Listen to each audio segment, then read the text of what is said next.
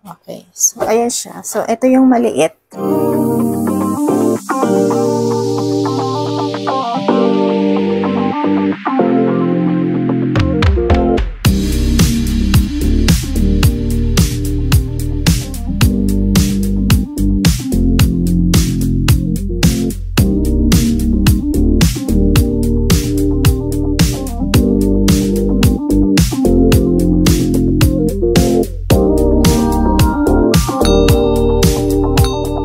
Hello my loves! Welcome back sa aking channel at para naman sa mga taong hindi pa nakakilala sa akin, ako po si Gandang Pilipinas sa Espanya. Welcome to my YouTube channel.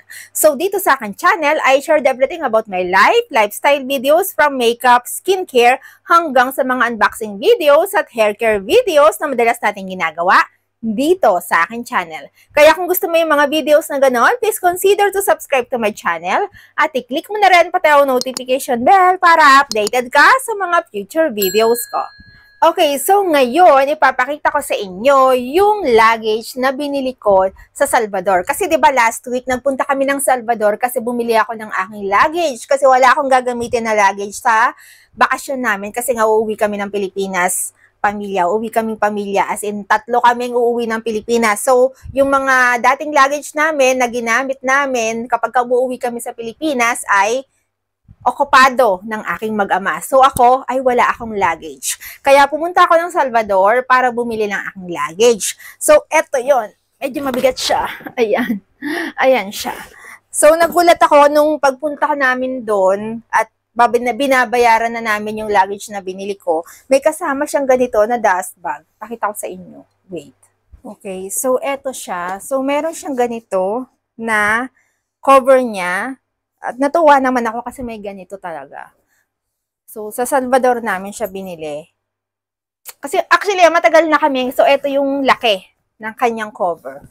Ayan. So matagal na kaming nagka-canvas ng luggage. So pagkabili namin ng ticket namin, pauwi ng Pilipinas, nag-canvas na talaga kami. Ito ay hindi pa naka-sale noon, pero nabili ko lang siya ng sale price. Kasi inantay talaga namin yung sale bago ko siya bilhin. Plus, dalawa yung binili ko, yung maliit, yung carry na luggage ay nasa loob. So, ayan siya. Okay, so ito yung luggage na nabili ko at maganda. Tapos, naghahanap kami kasi ng may ganito na. Ayan, karamihan kasi sa mga murang luggage na nakita namin, walang ganito. So, importante na may ganito siya. Plus, okay yung kanyang zipper. Plus, hindi siya, tawag dito, hindi yung parang marupok, yung ibabaw. Ito ay parang matibay naman. Plus, yung kanyang gulong, pakita ko lang sa inyo, wait. Iangat natin. Ayan. So, sabi ni husband, matibay daw tong ganitong gulong eh. Ayan. Matibay daw tong gulong na to. So, tingnan natin kung talagang matibay. So, may binili nga ako na para protection dito eh. So, ayan siya. Tapos, ito ay medium size lang to. Medium size. So, bubuksan ko para makita ninyo.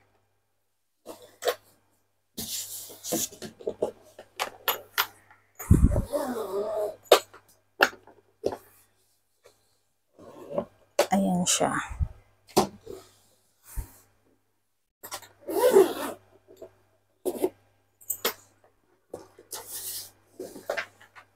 Okay. So, meron pa pala. Kasi ngayon ko lang to binuksan eh. So, dalawa pala yung cover niya. So, may cover yung malaki. Ito yung tinanggal natin kanina. Tapos, may cover din tong maliit. Ayan. So, magagamit ko siya pag nagbiyahe kami. Ayan, may cover din siya. So, dalawa pala siya. So, ayan siya. So, yung loob niya, ngayon ko pa lang ito bubuksan eh. Ayan. Maayos naman yung kanyang loob. Tapos, ito, yung carry, yung ipapasok mo sa eroplano, yung pwede mong dalhin. Ayan. Ayan siya. Ito yung malaki kanina na binuksan natin. So, ayan siya. Ay, mayroon palang ganito. Actually, bumili pa ako ng separate eh. So, ngayon ko lang nakita na meron na palang kasamang ganito. Wait lang. So, natin.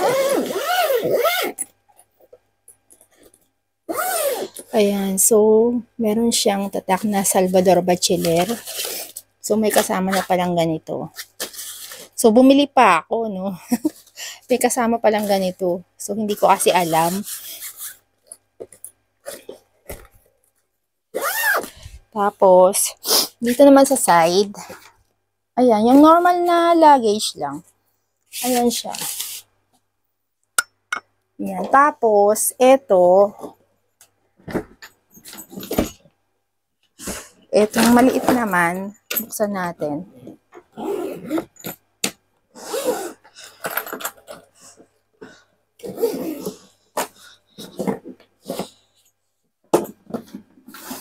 Ayan.